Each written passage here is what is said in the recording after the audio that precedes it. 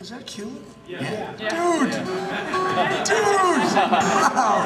I said to you, it's so Boston. I love that. I remember that. Hey. But I gotta ask, I mean, you know, because I'd like to share with the cameras the fact that, you know, we're in this digital age now with everybody using Pro Tools and everything's on a computer, and you keep on talking about these frequencies in the room and all this incredible, you know, the way you know, hear your music.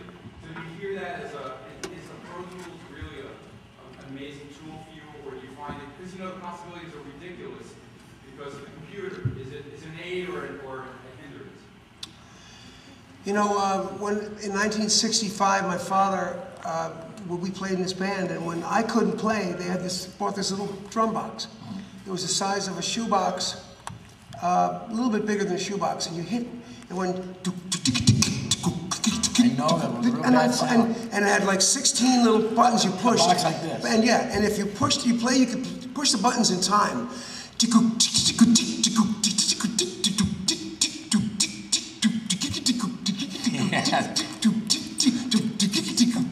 And I played it, you know, and it was like, and that's what that is, and does it, I don't know, man, I don't know if the without, which I know you did too, was where we grew up from, the without. Now that the kids have the with, they got a box that plays for them, and I don't know, it's a hard one to say. It's actually doing so much for you, the work gets less. You know what I mean? Like a shrub can make a record now because we can make it sing.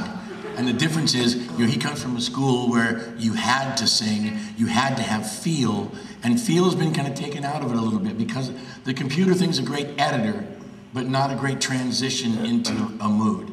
Never is. They try to program it, and it's never good enough. Never. Did you just push play the first record with Pro Tools? They what? Was that the first record you used with Pro Tools? Yeah, I think so. Yeah. But I think it's a brilliant album. Yeah. Thank you. You use it as a tool by how you hear your music. Oh yeah. But it didn't make it, it's not that it's better, it's still just brilliant. They're all amazing. Check out this story real quick, if I may. So when I first had an opportunity to work with Stephen, they said, you know, you want to go work with Aerosmith? And I went, are you crazy? Of course, yes, America's greatest rock band. Yeah.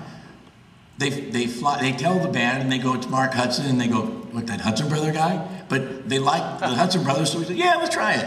I go to Joe Perry's house, walk in, and there he is standing. No shirt, a waxed chest with a guitar and curly hair, just like this. Now, as you guys who know me, I can talk to a bench. No problem. So I go, hey, Joe, how's it going? Fine. Wow, how about those Red Sox? Good season. Yeah. Oh, I really love clam chowder. Yeah. The red or the white? This is gonna be a long, bloody day.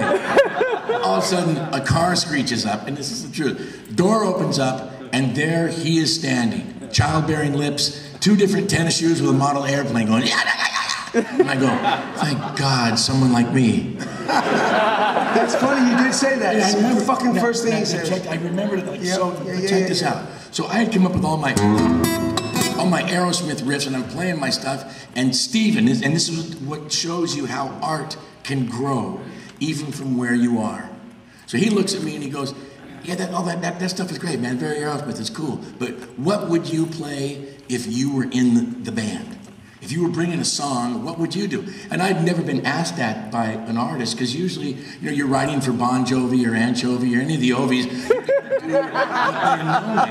and he had the insight to go, hey, you know something? What would you play? And I must admit, I had a small series of HP, which is homosexual panic. I was completely frightened because he put me on the spot, and I was so prepared for Aerosmith, I forgot me. Then all of a sudden he goes, come on, just give it to me. And I thought, oh God, well. And I was thinking, I hated the music of that era because all they were playing was, let's hear it for the boys. Everyone was humping and dancing. So being a Beatle freak, like we are, I had this small idea of like, I said, well, let me play this. And he's listening to me. Something's wrong with the world today. Don't know what it is. Something's wrong with our eyes. I got that far, and he goes, stop! Stop! And I'd never seen a mouth that big in my life. He had a Puerto Rican family. And I looked at him, and he goes, John Lennon's in the room! John Lennon's in the room! then as soon as he said that, there was a sigh of artistic relief for me. The brotherhood developed, and then the song ended up writing itself. Oh, shit. And it really did. I could not sing. There's something wrong with the world today. I don't know what it is. Something wrong with our lives. Seeing things in a different way, and God knows it ain't his. And sure ain't knows the right. Living on air, you can't help yourself from falling. And on and on and She on. was picking out a wedge. That was the originals.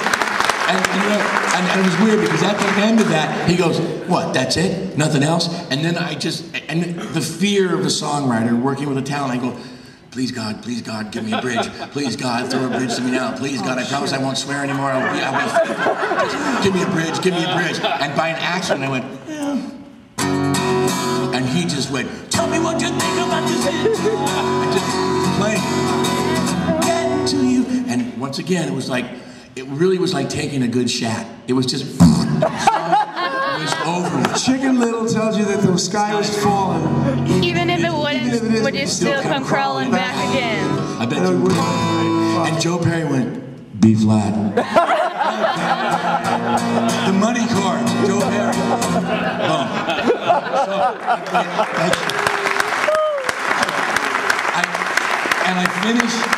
I finished the story off by going, they go away, Bruce Fairburn producing, all of a sudden I get a phone call from Stephen. Marco, come down now, the Four Seasons, now. I don't care what you're doing, come down now. And it sounded urgent, like something went wrong with him, he lost his personality, or something went wrong. So I run down to the place, he goes, sit here. And this is true. I sit in a chair, and he rolls in speakers, I am not shitting you, this big, and puts them this close on either ear.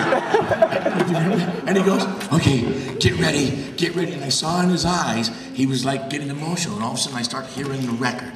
And by the time I got to the first chorus, he was crying. It was like, it was a moment that I have goosebumps now, or I have gas. Maybe a little It's of a moment both. that I will never forget in my life, because as a songwriter, you write a song and usually it's destroyed. This was a song that we wrote together, and it ended up being exactly how I ever could have imagined it being.